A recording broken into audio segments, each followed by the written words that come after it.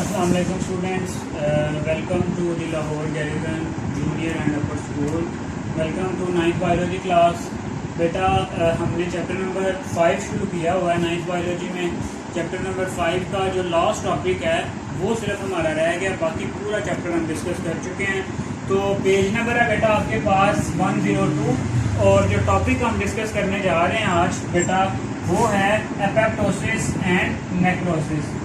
Apoptosis and necrosis. अब basically इनको discuss करने से पहले बेटा आप ये याद रखें कि ये दोनों आपके पास ऐसे फिनोमिनाज हैं जो सेल की डेथ में अपना रोल प्ले करते हैं। बेटा जैसे आप देखते हो कि इस दुनिया में जो डिफरेंट लिविंग ऑर्गेनिजम्स हैं, जो डिफरेंट इंसान हैं या जानवर हैं, उनकी कहीं ना कहीं डेथ होती रहती है, ठीक है, क्योंकि ये एक पूरा मैकेनिज्म जो है वो चलना होता है। इसी तरह बेटा अगर हम बॉडी की बात करें तो बॉडी में भी जो डिफरेंट सेल्स हैं वो क्या करते रहते हैं, उनकी भी डेथ होती रहती है, फिर उनकी जगह नए सेल्स आ जाते हैं। क्यों डेथ होती है, किस तरह से होती है, ये बेटा डिटेल मैकेनिज्म भी हम देखेंगे। लेकिन फिलहाल आप ये देखें कि बॉडी की कायनात की तरह आपकी बॉडी में भी जो डिफरेंट सेल्स हैं उनकी डेथ होनी है। डेथ होने के लिए दो ही प्रोसेस हैं आपके पास, एक है एपोप्टोसिस और दूसरा है नेक्रोसिस। तो पहली बात आ गई कि these both are the phenomena for the cell death in the living organisms, ठीक है। अब यहाँ पे बेटा देखते हैं पहले एपोप्टोसिस को, फिर देखते हैं नेक्रोसिस को। अगर बेटा हम एपोप्टोसिस की बात करें ना तो ये आपके पास प्रोग्राम्ड सेल डेथ है, मतलब एक पूरे प्रोग्राम के तहत, मतलब पूरे सीक्वेंस में सेल डेथ होती है, ठीक है। एपोप्टोसिस में आपके पास पहला पॉइंट क्या आ गया, it is programmed cell death. Programmed cell death. अब प्रोग्राम्ड से क्या मुराद है बेटा कि एक पूरे प्रोग्राम के तहत, मतलब cell different step by step जो है सेल डेथ इसमें अकर होती है, कॉज होती है।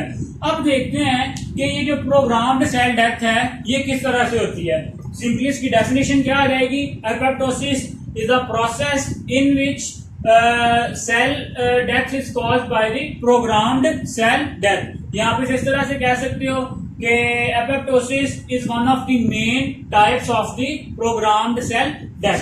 अब आते हैं बेटा इसके प्रोसेस की तरफ कि जो ये सेल डेथ है ये किस तरह से होती है, इस प्रोसेस में क्या क्या होता है। तो बेटा अगर आप देखो कि सबसे पहला स्टेप जो है वो क्या होगा कि सेल श्रिंक, मतलब जो सेल है वो साइज में क्या हो जाएगा, सुकड़ जाएगा and become rounded due to the breakdown of cytoskeleton. पहला स्टेप बेटा क्या आ जाएगा आपके पास, cell shrink and become rounded, and become rounded. अब राउंडेड क्यों होगा, due to the breakdown of cytoskeleton. हमने बेटा चैप्टर नंबर 4 में देखा था कि साइटोस्केलेटन आपके पास एक ऐसा कंप्लीट स्ट्रक्चर है जिसको सेल प्रेजेंट होता है, जो सेल के स्ट्रक्चर को मेंटेन करने के लिए क्या होता है, बहुत जरूरी होता है। अब सेल श्रिंक हुआ, राउंडेड हो गया, क्यों, due to the breakdown of cytoskeleton, ठीक है। अब बेटा नेक्स्ट स्टेप क्या होगा, स्टेप बाय स्टेप आप इन्हें याद कर लो। In first step cell shrink and become rounded due to the breakdown of cytoskeleton by the different enzymes, ठीक है। अब नेक्स्ट स्टेप में आपके पास क्या होगा कि इट्स क्रोमेटिन अंडरगो कंडेंसेशन। जो दूसरा स्टेप है उसमें क्या होगा कि क्रोमेटिन आप जानते हैं ना बेटा, जेनेटिक मटेरियल है। क्रोमेटिन स्टार्ट टू कंडेंस, मतलब वो कंडेंस होना शुरू हो जाएगा एंड न्यूक्लियर इन्वेलप ब्रेक, मतलब जैसे ही आपके पास जो न्यूक्लियर क्रोमेटिन था वो कंडेंस होना शुरू होगा तो जो न्यूक्लियस से गिर्द मेम्ब्रेन है वो क्या शुरू होना, वो ब्रेक डाउन होना शुरू हो जाएगी उसकी। नेक्स्ट बेटा क्या होगा कि जो सारे का सारा आपका न्यूक्लियस है जिसमें क्रोमेटिन भी था ऑब्वियसली, ठीक है, वो क्या हो जाएगा कि nucleus spread in the form of discrete chromatin bodies, ठीक है। बेटा कंडेंस होना शुरू हो जाएगा, न्यूक्लियर इन्वेलप ब्रेक हो गई। तीसरा स्टेप क्या होगा कि nucleus spread in the form of discrete chromatin bodies.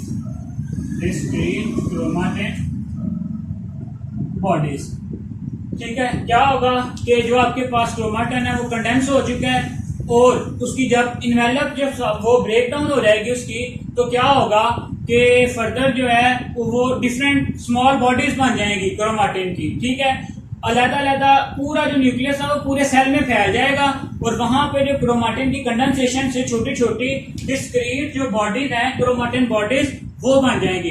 अब जब ये क्रोमाटिन बॉडीज बन जाएंगी तो जो नेक्स्ट स्टेप है आपके पास बेटा वो क्या होगा, उसमें जो cell membrane make irregular buds known as blebs. ठीक है, जो आपके पास बेटा चौथा स्टेप है उसमें क्या होगा, cell membrane makes irregular blebs. उन बर्ड्स को हमने क्या कह दिया, ब्लेब्स। शॉर्ट क्वेश्चन आपसे पूछा जा सकता है कि व्हाट आर ब्लेब्स, तो आप कहेंगे कि cell membrane during apoptosis cell membrane make irregular birds known as blebs. ठीक है, अब क्या होगा कि ये जो ब्लेब्स हैं break off from the cell and now called apoptotic bodies. पांचवें स्टेप में क्या हुआ आपके पास कि ये जो ब्लेब्स हैं ब्रेक आउट फ्रॉम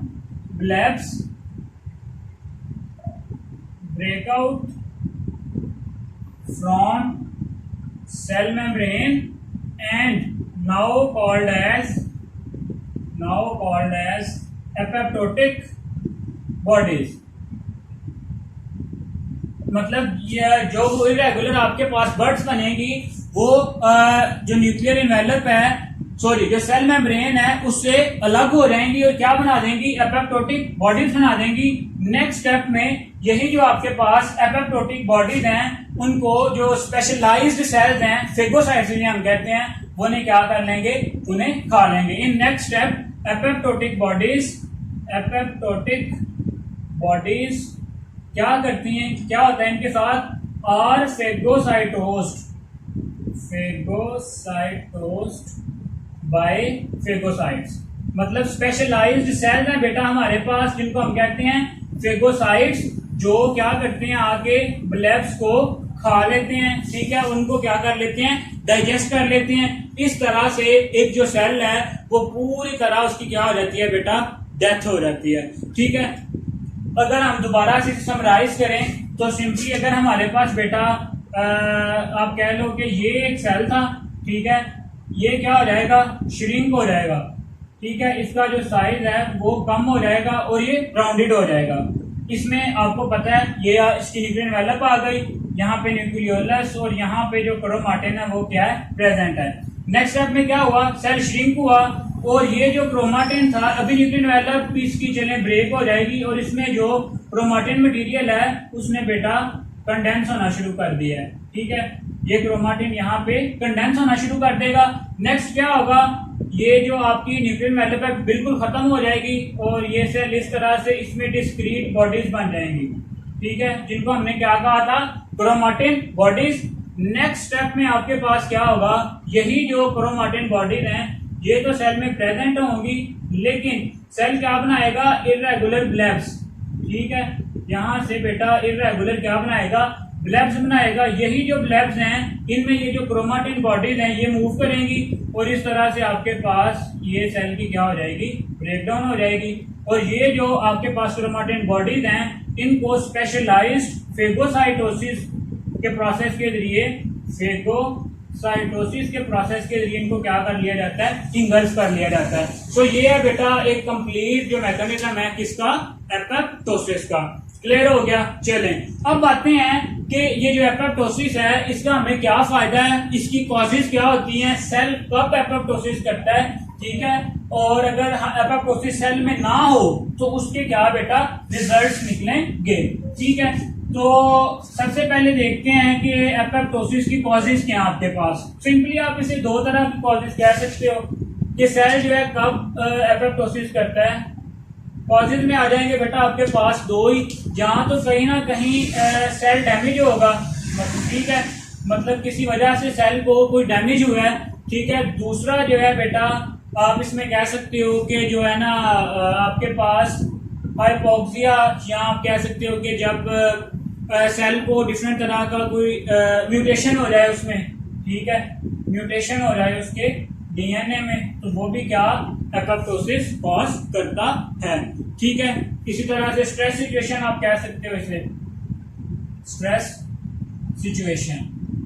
अब ये तो हो गई इसकी कॉजेज। अब आते हैं इसके बेनिफिट्स पे, ठीक है, कि आपके पास जो एपोप्टोसिस है इसके क्या बेनिफिट्स हैं। तो बेटा इसका सबसे पहला बेनिफिट तो ये है कि it remove the damage cell, ठीक है। मतलब अगर कोई सेल बीमार हो गया, अगर कोई सेल जो है डैमेज हो गया है, तो क्या कर देता है apoptosis, remove the damage cell. अब अगर उसको रिमूव करता है तो उसका फायदा क्या है कि बेटा जो डैमेज सेल था उसने भी तो वहां से न्यूट्रिएंट्स लेने थे, तो वो जो न्यूट्रिएंट्स हैं वो कोई ना कोई हेल्दी सेल यूज कर लेगा और किसी अच्छे प्रोसेस में अपना रोल प्ले कर देगा। तो पहला इसका बेनिफिट आ गया कि ये क्या कर देते हैं, रिमूव द डैमेज सेल। दूसरा बेटा ये जो है आपके पास it plays an important role during the development, ठीक है। डेवलपमेंट में भी ये अपना इंपॉर्टेंट रोल प्ले करता है। किस तरह से बेटा, ये जो आपके फिंगर्स हैं, ठीक है, जब डेवलपमेंट होती है तो ये जो आपका पूरा हाथ है, ये जो फिंगर्स में आपको स्पेस नजर आ रही है, ये किसी किस्म की इसमें कोई स्पेस नहीं होती, बिल्कुल जो हाथ है आपका चिपका हुआ होता है। लेकिन क्या होता है, यहाँ पे एपोप्टोसिस होती है, यहाँ पे जो सेल्स होते हैं उनकी एपोप्टोसिस की वजह से क्या हो जाती है बेटा जी, डेथ कॉज हो जाती है। तो इस तरह से ये डेवलपमेंट में भी अपना रोल प्ले करता है, ठीक है। तो इसी तरह आप इसे इस तरह से लिख सकते हैं कि during the formation of fingers the cells between them undergo apoptosis. Development में क्या होता है, cells between the fingers undergo apoptosis। Clear हो गया।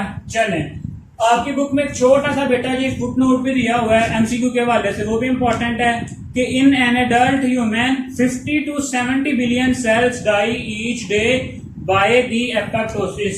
मींस के बेटा 50 से 70 मिलियन नहीं, बिलियन, करोड़, ठीक है, cells die by the apoptosis.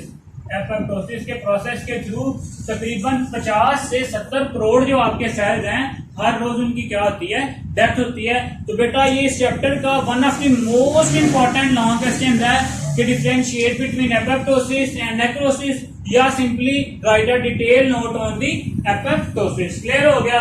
चलें, जब ये आपको क्वेश्चन आए, पहले आप इसकी डेफिनेशन करेंगे, फिर आप इसका प्रोसेस बताएंगे, फिर आप इसकी कॉजेज बताएंगे, और फिर बेटा इसके बेनिफिट्स भी बताएंगे। इसी तरह से ये शॉर्ट क्वेश्चन में पूछा जा सकता है कि what are the main causes, या what is the process of apoptosis, what are the benefits of apoptosis.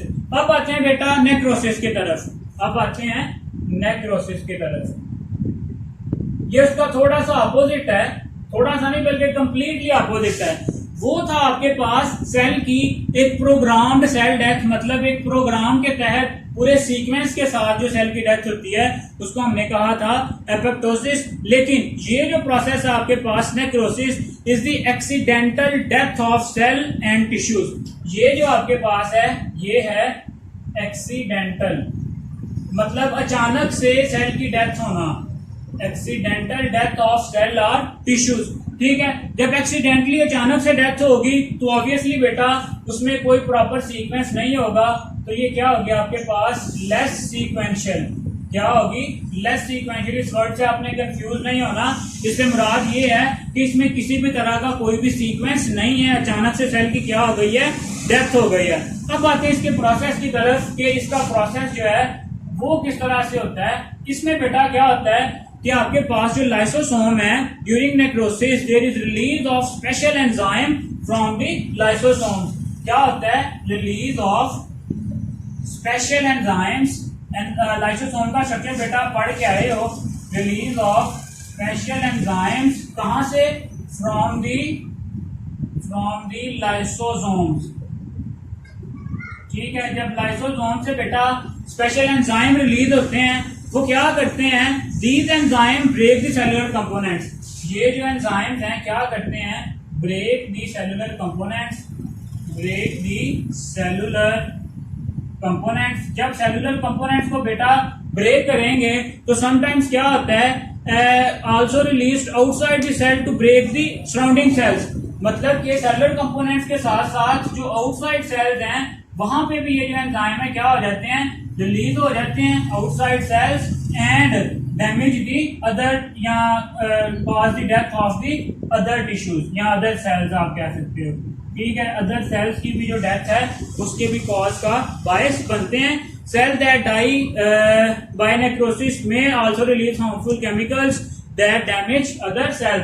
अब ऐसे सेल्स जिनकी डेथ जो नेक्रोसिस की वजह से हुई है, समटाइम्स वो क्या करते हैं, आपके पास डिफरेंट तरह के केमिकल सिक्रीट करते हैं जो हमारे हेल्दी सेल्स को भी क्या कर देते हैं, डैमेज कर देते हैं। ठीक है, तो ये था इसका प्रोसेस। क्या होता है, स्पेशलाइज्ड एंजाइम सिक्रीट करता है, कौन, लाइसोसोम्स। जैसे ही वो एंजाइम सिक्रीट आउट होते हैं वो क्या करते हैं, सेलुलर कंपोनेंट्स की ब्रेकडाउन करते हैं।